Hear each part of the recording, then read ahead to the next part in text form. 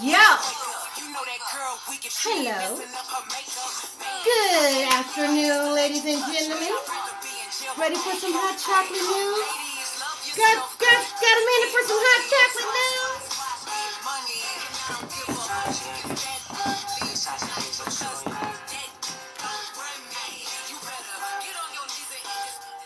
Yo, lunch break. It's time, y'all.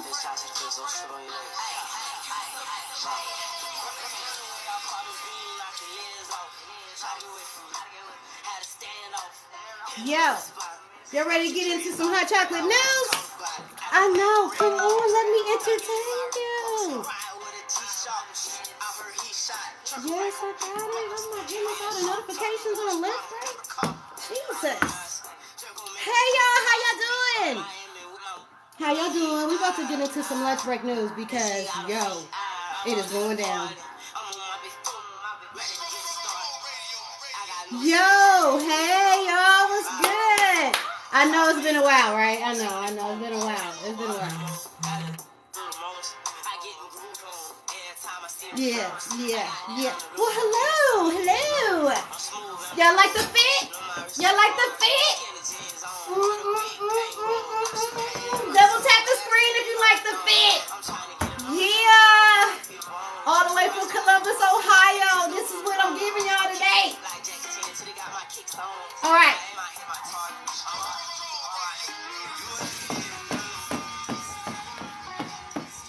You ready for some hot chocolate news?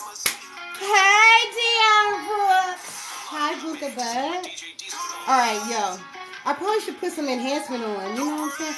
But either way it go, we need to get into this hot chocolate news, right, y'all? First of all,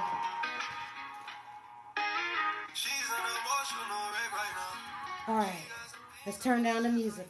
And let me just welcome y'all into our little lunch break hot chocolate news session brought to you by y'all favorite. I made myself a correspondent. I ain't give a you ain't gotta hire me. I'm gonna look at these news headlines and tell my people what I think is swoop. So y'all, we got a lot to get into, so let's get into it. Let's start with, okay, let me just give y'all today's headlines. We're gonna talk about the MBA applications. A lot of people aren't going to school. We're going to talk about the Supreme Court decision. We're going to talk about Herschel Walker. Yo, we got to get into this. Yo, side view.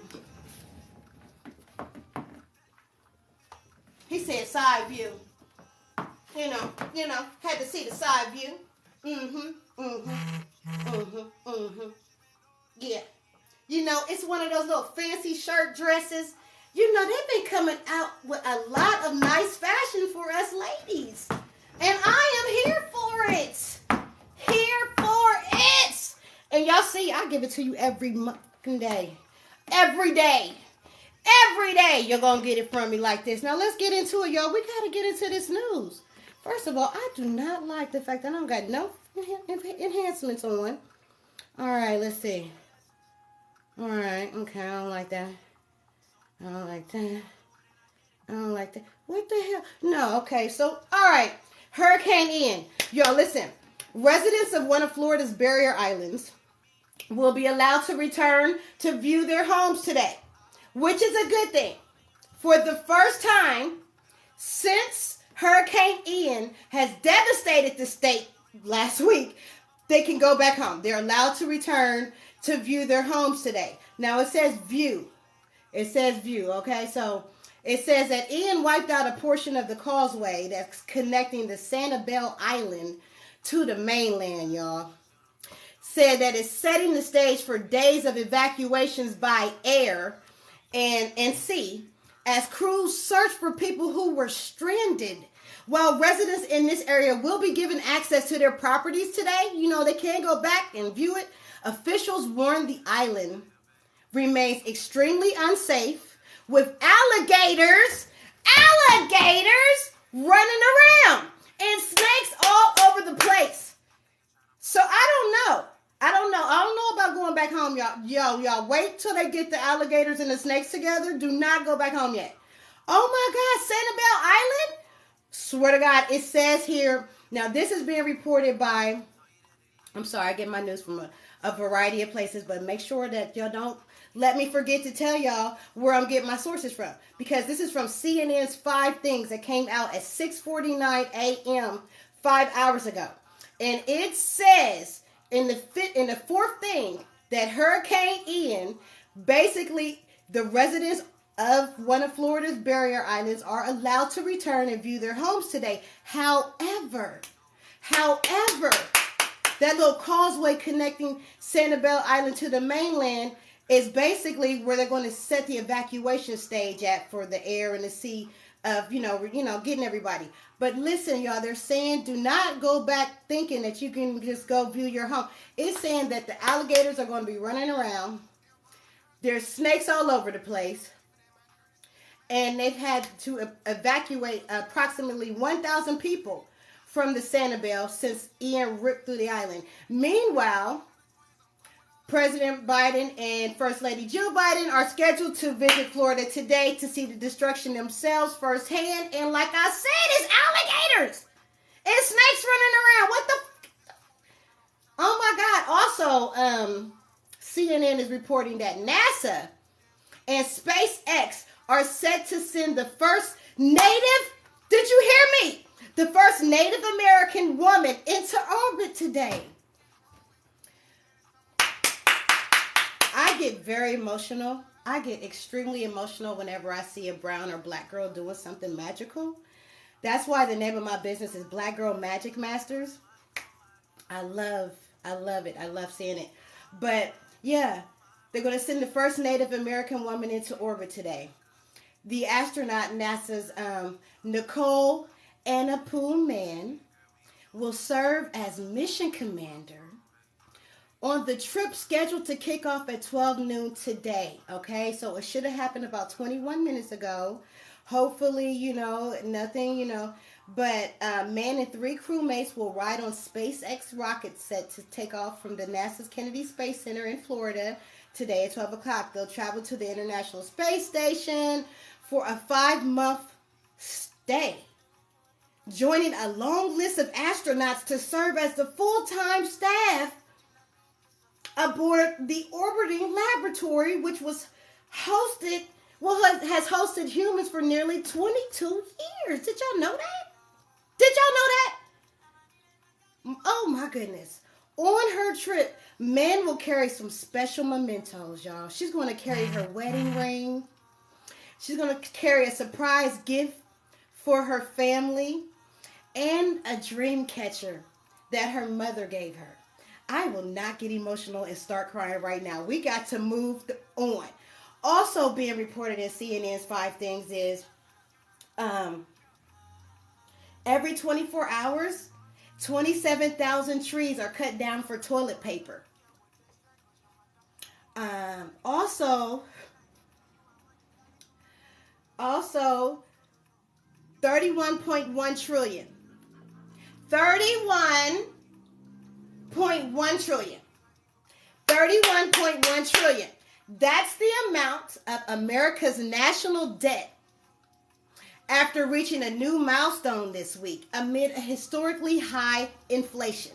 So, the nation's borrowing levels have soared in the past decade, especially at the height of the COVID-19 pandemic. You know what I'm saying? So, the outstanding public debt was only 10.6 trillion. So, and that was when President Barack Obama took office in 2009. Good times. Then it was 19.9 trillion when I can't even say dude's name correctly. When Trump took office in 2017, and 27.8 trillion by the time Biden took office in 2021. And this is according to data from the Treasury Department. So just know I'm not making this up, But yeah, $31.1 trillion is the amount of America's national debt as of today. All right, let's move it right along. Let's move right along. Because yes, the news gets even more interesting. So, because we only got 30 minutes in this situation, let's talk about Herschel Walker. I don't know if y'all understand what's going down in Atlanta. I don't know if y'all understand what's going down in Atlanta. But before we get to that, let's talk about, remember I said I wanted to talk about the MBA program. I received my master's in business administration in 2021. And I thought that everybody was getting their master's degree too, because, you know, we were sitting at home on the pandemic. What else to do than get educated, right? You know what I'm saying? Right? We was all doing that. We was all getting our master's degree, right? So we all got our master's degree in 2021, right? But it's saying here that a hot labor market, the ever-increasing cost of degrees, and the lack of any fun mascots are all conspiring to cause a shocking decline in the desire to go to business school. This is where I come in. I need y'all to understand. Going to business school has set me right. And I am now able to create generational wealth regardless of what is going on. So I behoove all of y'all to go back to school. But if not, that's where I come in. Because who has fucking time to do it these days? You can go to my website, link in bio. Yo, I am starting my own little movement. I literally, on this Saturday in Columbus, Ohio, am presenting my first free financial literacy classes. What they don't know is that I'm about to give out every freaking piece of good nugget that I have received from real life professors in the last 2 years. And as I pursue my doctoral degree, which I will have that, you know, listen, I don't even like telling y'all what's going on. But what's going on is we need to go back to school because it's being reported that there's a shocking decline in the desire to go to business school. And this has been reported by the Wall Street Journal.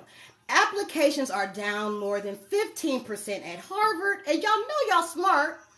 More than 13% at Wharton and at least 10% at the other top tier U.S. programs like Yale and NYU. So a 2-year full-time program at an elite business school can cost you about $200,000. So you need to see me. You need to see me because a scary check to write, even if you have. Listen, this is why today my first financial literacy class will be focused on student loans, student loan debts, because that's my dissertation, y'all. I believe. Anyway, we'll get further in that. The more you follow me, the more you'll see what the hell I'm talking about. I am very magical. But anyway, let's get to influencer Christian Walker. Influencer Christian Walker is done with his dad's Senate campaign. Who is his dad? Who is his dad, Harpo? His dad is Herschel Walker. But let me just get you to the, let me get to the meeting. So Christian Walker, a conservative social media star, denounced his father, Herschel, the Republican candidate for the Senate in Georgia. And you know what he said? He denounced his father as a violent liar. Swear to God, yes he did. That happened. Listen, why? So the Daily Beast published an article Monday claiming that the anti-abortion candidate paid his then girlfriend's abortion in 2009. Now, Herschel Walker denied the story and threatened to sue his son, Christian, prompting Christian to tweet that his father was lying and what? I'm done. That's what Christian said. But Christian, who had publicly supported his father early in the campaign and stayed silent on other scandals such as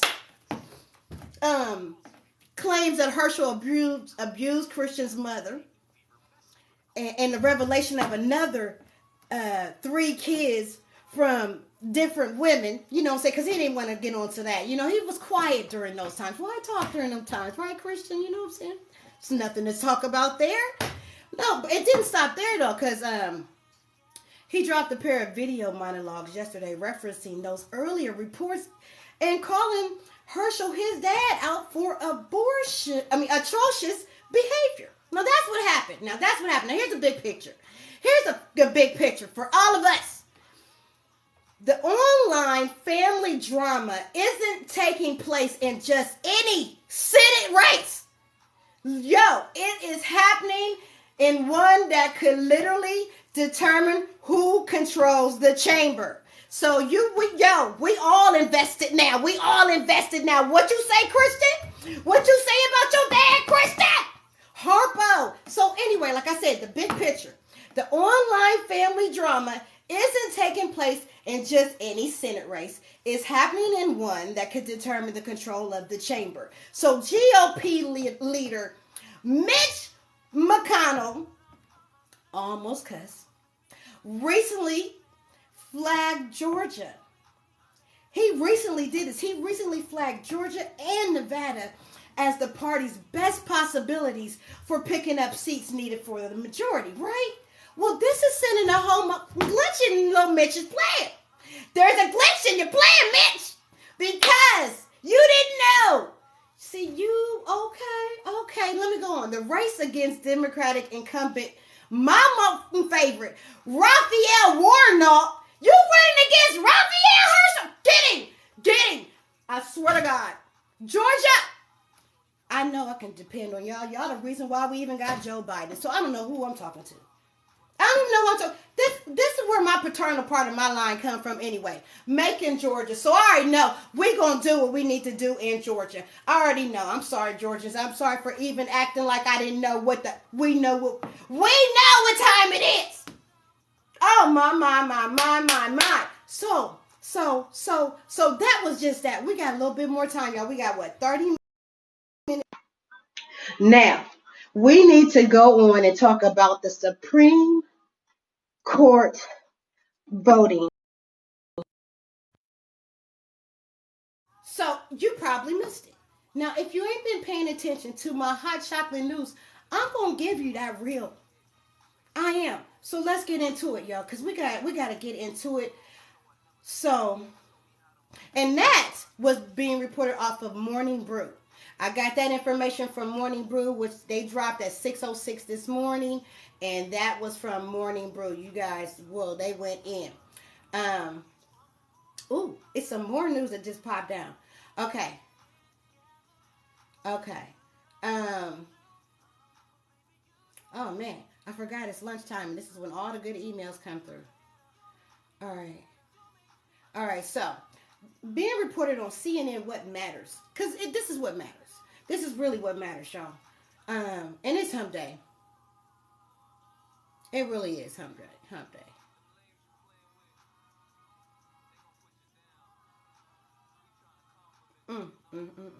I mean, I'm seeing things like the sedition trial, the secret recording played at the trial shows that the Oath Keepers allegedly were planning for violence in D.C. and we can read more. And then they have an intimidation thing talking about North Korea fired a missile over Japan for the first time in 5 years. Here's what we need to know. But we're not going to talk about that. What we're going to talk about in CNN, what matters is what they were reporting. What is left of the goddamn voting rights? Because if you read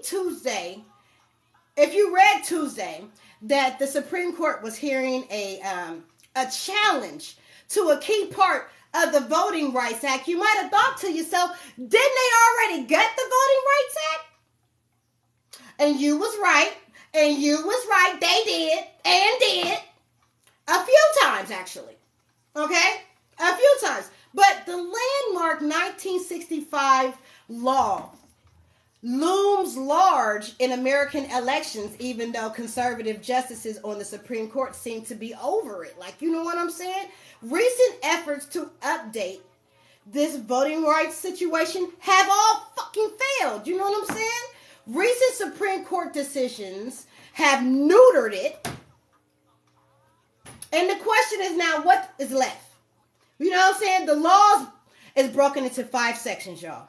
And it did several important things when it was first passed. Section 1, which is still operable, it outlaws barriers to voting like literacy tests. They literally used to give us literacy tests. Anyway, section 1 of these voting rights, which we said is broken down into 5 sections, is the part that outlawed the barrier situations to votes. You know what I'm saying? Literacy tests that required the same standards to be applied to all voters and bans voter intimidation. You know what I'm saying? That's important. We don't need voter intimidation at any level, right? So, what's gone? What's gone from the Voting Rights Act? Okay, so the first gutting of the Voting Rights Act came in 2013 when the court invalidated the system of pre-clearance, you know what I'm saying, which forced states and jurisdictions with a history of racial discrimination and an extremely low voter turnout to clear new voting restrictions, whether either the federal government or the federal court in Washington, D.C.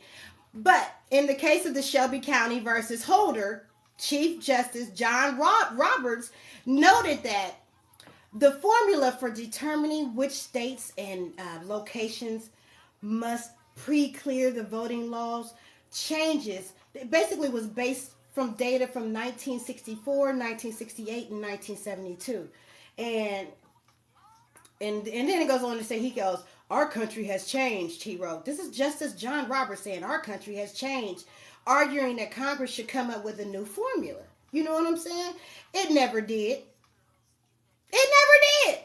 In efforts to update the law with the new Voting Rights Act name for the late Representative John Lewis was unable to break a filibuster by the GOP. But anyway, the second gutting of the Voting Rights Act came in 2021 in the case where Brnovich versus Democratic National Committee.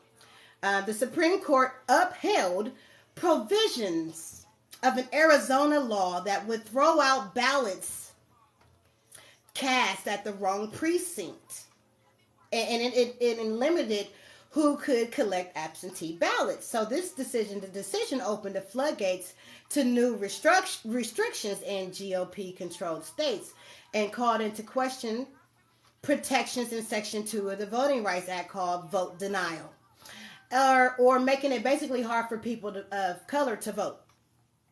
Right? So that's what the second section of this very important Voting Rights Act, dealt with, voting denial. Now, what's on the chopping block? So now the court is looking to upend the Section 2 protection against voting dilution or making votes meaningless. With the case out of Alabama concerning the state's congressional map. See, more than a quarter of Alabamians are black, but the map created only a single majority black congressional district out of the state of 7 districts. So, for real? Let's repeat that. More than a quarter of Alabamians are black, but the map only created a single majority black congressional district out of the state's 7 districts. So, a federal court ruled the map harmed minority voters, but in a 5-4 ruling, the Supreme Court allowed the map to remain in place while it considers the case. So, Alabama's Republican Secretary of State has argued that considering race to draw maps that give power to black voters is itself discriminatory.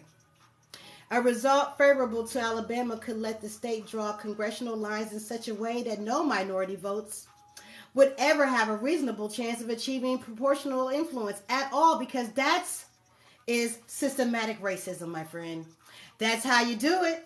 That's how you do it. I saw a report last night that said it would take hundreds of years for black Americans to be able to give what they're due, justice and rights. Even if they gave us all the money that they needed to give us right now, it would still take us 100+ years to try to catch up with all the fuckery that happened.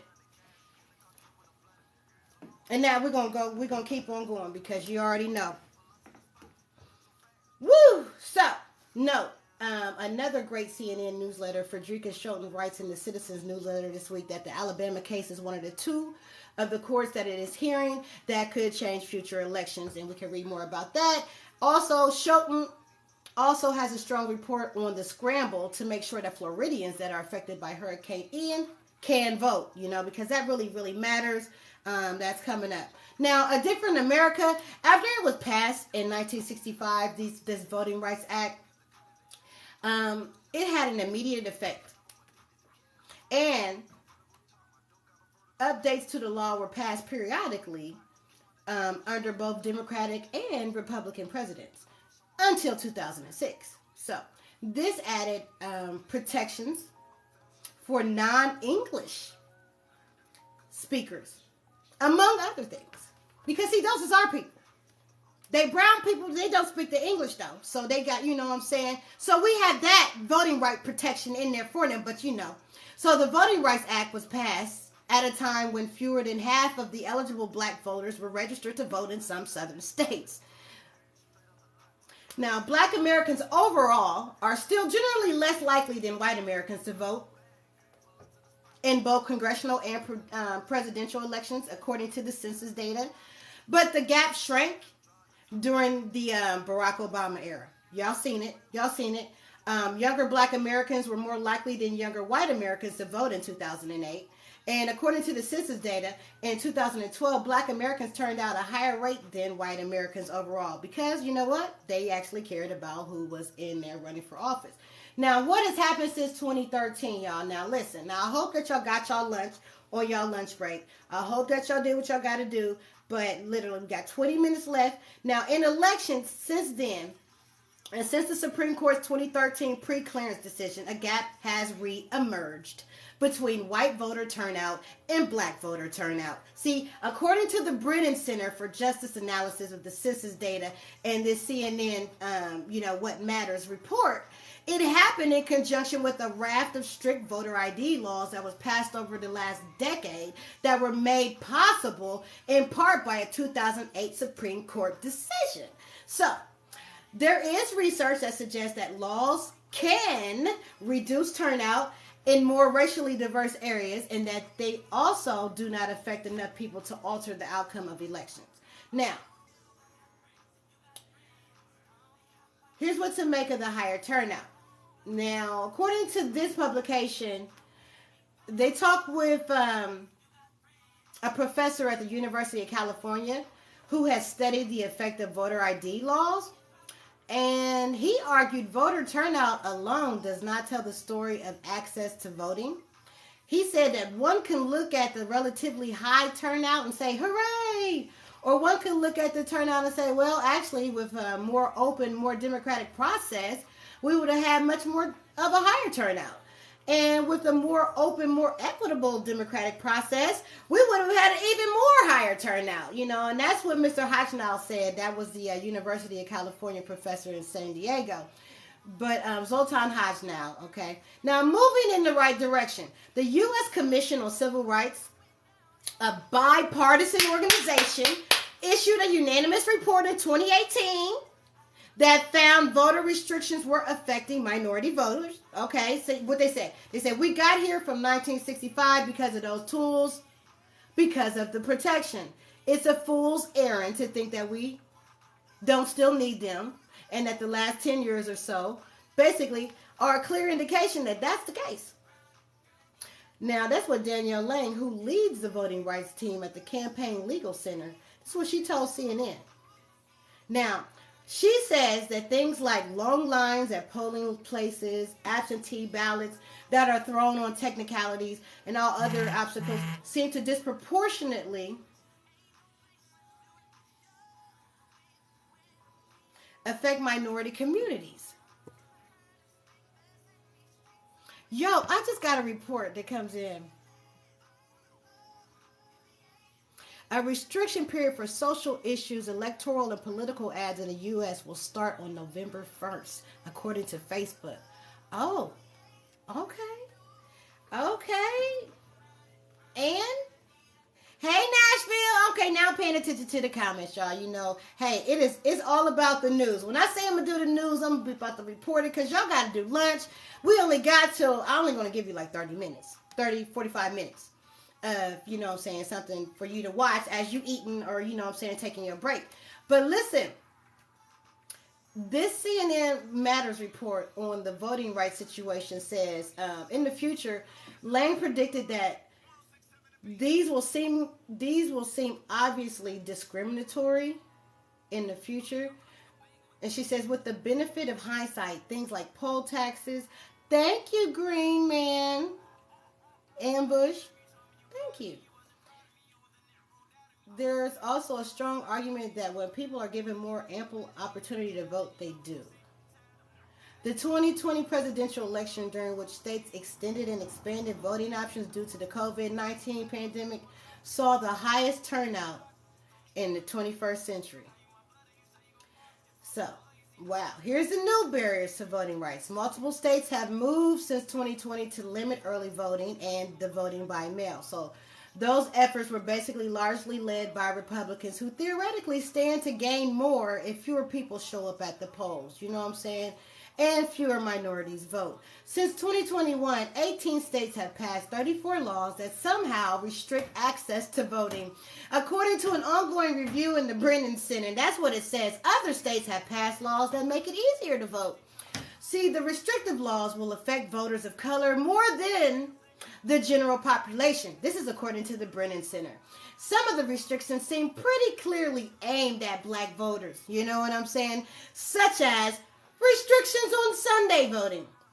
You know, barriers to voting like the literacy text that existed before the Voting Rights Act will now reemerge. You know, Yuri Rudinsky from the Brennan Center's Democracy Program told CNN this. Yeah, Rudinsky from the Brennan Center Democracy Program, basically, he said efforts to limit the influence of communities of color will continue in redistricting and through the creation of barriers like making it more difficult to register to vote, period, or even underfunding certain polling places. You know what I'm saying? It's really is a whole ecosystem of laws, regulations, and decisions of systematic racism that contribute to how fair and free the election is. Rudinsky said. I now added a little bit to Rudinsky. Let me not embellish. You know, I put that systematical racism part in there. But the current state of the ecosystem is that the federal laws are meant to protect minority votes. That's what the Voting Rights Act was for. And they're being challenged. And state laws that have the effect of putting up barriers are basically being passed. And this is a problem. And like I said, the less voters that show up, the better the ops do. That's it. That's all. And we just seen the ops just literally do what when they didn't get their way. You see what they did. I ain't even gotta say because y'all know it. You know what I'm saying? Now let's get into some of the news that just dropped. Yo, so down bad. Ooh, what's down bad? It's Wednesday. And Elon Musk is back in the game. The Tesla and the SpaceX CEO has he basically revived his bid to purchase the social media platform before the deal ended in some old chancery court. But why would he do this? I know you got thoughts, Joe. Why do you think he did this? No. I just look really good in red.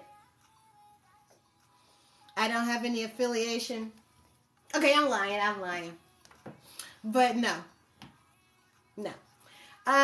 You know, I'm a concrete rose. You know what I'm saying? I went to school and, you know what I'm saying, it didn't change my personality. Anyway, so changing times. Even though it's a fiscal year and the fiscal year started on October 1st, the federal government still hasn't passed a budget. Did y'all know that? For the fiscal year of 2023. So, President Biden signed a stopgap funding measure with hours to spare. Basically just to keep the government open until at least December 16th. and well past the November midterms. You already know. So the federal government used to follow a fiscal year calendar that started on July 1st, but that changed in 1974. Just so y'all know. Basically, with the passage of the Congressional Budget and Empowerment Control Act, you know what I'm saying? Which created the Nonpartisan Congressional Budget Office. Y'all already know this. Why am I telling y'all that? Let's move right along. Because we only got 10 minutes left. But according to the economy, the CFOs, the chief financial officers, are down bad. Now, I mean, you know, we reported last month of the unfortunate demise of the Bed Bath & Beyond chief financial officer. And, you know, bless and rest his soul. But he committed suicide with the financial decisions that he felt he made for the company that didn't work out. And so for me to see this headline is just like, you know, we got 10 minutes basically. So despite like I said, the chief financial officers of the world reassuring their investors that they would be able to meet their strategic goals in 2023, despite anticipating a recession. You know what I'm saying? The Richmond Fed has come out with a much gloomier survey. Just in time for Halloween. You know what I'm saying? So let's just go on. So the exact opposite. So finance executives are reducing their outlook for growth, right? Chief financial, operators or officers like myself. You know, we are the people that concentrate on moving the money around, the cash flow analysis. I'm the BizDoc money flow master. I don't know if you noticed that. That's all of me throwing to the cash flow analyses that I do. Like I do cash flow analysis. I just did a cash flow analysis of one of my newer businesses. But I produce reports that let people know let the bankers and investors know how good my business is doing. It's like an asset test, you know what I'm saying, a debt to worth ratio to check, you know what I'm saying, my leverage, you know. This happens every day on the markets. They're looking for liquidity, solvency issues, and, you know, so cash flow. Anyway, I digress. So these chief financial officers, there was a survey of 300 of them, right? And they found that finance executives were concerned about the inflationary and labor headwinds, and they're scaling back their growth projections in 2023. Hiring. They're not firing you. They just ain't hiring. We just said we ain't hiring no more. We keeping the people we got, and we work raises. Now, we need to talk about that in the future, what's your name, how to ask for a raise, right? But right now, more than 80% of firms expect cost pressures basically to persist into the next year and beyond, honestly. Because globally, it's going down. As soon as this is over in the next 8 minutes, I'm going to be watching it again. You know what I'm saying? I'm going to be watching. Y'all can get like longer versions of this. Well, I'm going to put this on YouTube. So that's what I'm going to do. I'm going to come on here, give y'all some hot chocolate news. We're going to whoop-de-whoop, chat it up or whatever. And then, I don't know. Then we're going to put it onto the YouTube. Now, this one might not go on YouTube because this is like the first one. Plus, I have music in there. You already know how YouTube is. They about to play me on all of the copyright infringements and everything in the world. So we're not going to put this one on YouTube. But when we do Hot Chocolate News, we're going to put it right on YouTube. And my YouTube channel is Black Girl Magic Masters. Where is my situation? Where is my scan codes? Where is my workers? Oh, they're at school. See, my workers are still in college. My workers are still doing the damn thing because I like hiring the youth. But anyway, I digress because like I said, there was a poll, a survey taken of 300 chief financial officers, and they were making some predictions about 2023. Now, these are the people that are hiring. They're not hiring no more. They're just keeping the people they got. So y'all learn how to do raises and talk about and make sure that you got a real good reason why you should be kept on. Now, anyway,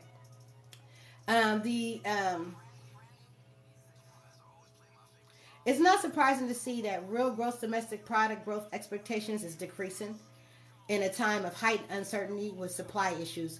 Basically, this is the reason. The Fed survey stands in a stark contrast. Basically, it's contrasting to others that was released last summer because everybody was like, whoop, whoop, ain't no depression. Well, I was telling everybody last year, we're about to have the Great Depression. We're about to see what it looked like. But now they're trying to reduce it to recession. Well, when the globe, anyway, did y'all see that we literally beat out our dollar? Beat Great Britain? Okay, so I guess y'all don't understand. But this is why I'm going to be giving out these free financial literacy classes. And I'm going to do it. You know what? The first one, I'm going to air it Saturday. Saturday, y'all, be ready, 1 o'clock. I'm going to show y'all my first financial literacy class. We're going to focus on student loans. We're going to focus on the student loans because... Okay, might I get on my soapbox real quick? Because I believe that had I understood student loans prior to me going to school, college, I would have done a lot better with it. Fortunately for me, I didn't mess myself up with it, but I could have very well messed myself up with student loans and financial aid. And so this is why when I teach my financial literacy classes, which is broken down into 4 sections, why we're going to focus on student loans, because I need y'all to understand compound interest. All right, anyway, I digress. Saturday, 1 o'clock, you, me, don't forget. Now, remember, this broadcast will be over in about the next 4 or 5 minutes, but I just want to say thank y'all for showing up. I swear to God. Swear to God, we're going to do this every day. We're going to do this. Well, not every day, because I'm busy. But market forces. All right, let's get into some statistics. Before we go, let's get into some stats. Now, yep, 44 billion. It may be happening after all. Now, Elon Musk, he now wants to buy Twitter at the price he first proposed. Now, understand, this is going to be, stick a pin in that. He wants to buy Twitter at the price that he first proposed 1,000 years ago, aka April 2022. Now, you may recall, unless you've been living under a rock, that Tesla and SpaceX CEO attempted to literally terminate the purchase in July, talking about bots, right? And then Twitter sued his ass to get him to stick to his deal. So the trial was slated to begin, right? All of a sudden, your boy announces yesterday he want to jump back in the saddle and he want to purchase it again. Well, here's the problem. The people that originally signed on for the debt started to sign off for the debt. The debt was created when times were better. So now the banks are going to have to scramble to figure out a way to pay off this debt. If it goes through, it's real bad. Oh my God. So anyway, let's move right along. Here's a quote. I don't know where I'm getting this, but it's from off the HBO show. So let's just go ahead. I'm going to do a quote. Living the plot of succession is fucking exhausting. Ruman Shojuri, the director of machine learning ethics at Twitter, comparing the HBO show about a dysfunctional corporate family with her workplace. Wow. Here's a read. They want us to read Brett Taylor. Okay. Claim your spot on what? In the KPIs in the digital era. All right. Snap poll. They asked Monday about $1.26 million settlement Kim Kardashian will pay the SEC for promoting cryptocurrency on her social media without disclosing she was going to do so. Of the 535 readers who read and voted, they said that it was fair. 69% said it was fair. I agree. It was fair. It was fair. All right. Today's Snap poll is, why did Elon Musk decide to buy Twitter after all? Is it what he thought he would lose the case if he went to court? Is it what he didn't want any more of the text messages revealed publicly? Or did he just really love to tweet? Yo, I'm thinking he thought he was going to lose the case. Now, that's what I'm thinking. He could give a fuck about some old leaks. You know what I'm saying? Now, what else is brewing? Amazon is reportedly halting all hiring for corporate roles. in its retail business through the end of 2022. But all of the warehouse workers show up like the robots that you are. Now, Credit Suisse. Now, I will be a robot too. Now, listen, I do not swear. I will be a robot for Amazon because apparently that's how their system is based. You really are just a number or something. Now, Credit Suisse executives say that the company has a strong capital and liquidity position and balance sheet. I would love to see that balance sheet and cash flow analysis that. But as concerns about the bank's credit default, we credit suspect. Poshmark is being acquired by South Korean internet company Naver for $1.2 billion. BlackRock, the chief financial officer for them is Gary Shedlin. He's going to step down in 2023. And in case you missed it, investor relations basically swing from ESG advocacy to anti-ESG. The dollar is up, but that's not good news for everybody. And it's 1 o'clock. All right, y'all. Love, peace, hair, grease. I'ma see you on the next one. Be looking out for more hot chocolate news. We're going to keep it copacetic. We'll figure out some other ways to talk and chat because why not? Y'all been great. Aw, Musk loves the game. Aw. I don't know, Musk. Good stuff videos. Let's check you out. But anyway, I'll see y'all later, y'all. Lunch break is over.